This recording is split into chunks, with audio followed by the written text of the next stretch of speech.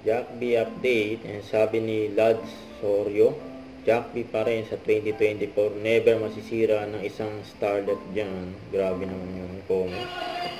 Happy New Year, Napabati Barangay ni World Jack. Connect. God bless you always, more power po. Happy New Year. Happy New Year, Barangay World Connect. God bless you always, more power po. Eh, may maswerte pa nga, nakapagpa-autograph mo kay Jack.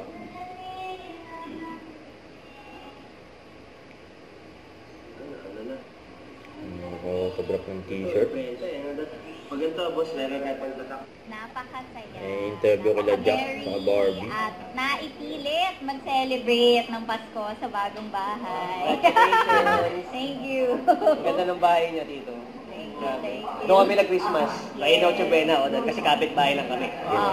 Pinapagilid siya. For pulang araw, tututukan na namin yon yung mga top dance classes. Kailangan na namin pagbutihan. Sama Ika niya. Sila Oy, Barbie. oy, oy, oy, oy, oy. I-boost pa po yung business, yung skincare business ko po. And of course, syempre, looking forward for another good project po na ibibigay sa akin ng GMA. Then for 2024, wala akong New Year's resolution. Kumbaga walang expectations, walang just let it happen. Sa amin kasi, ayaw na lang namin planuhin. Gusto na lang namin establish.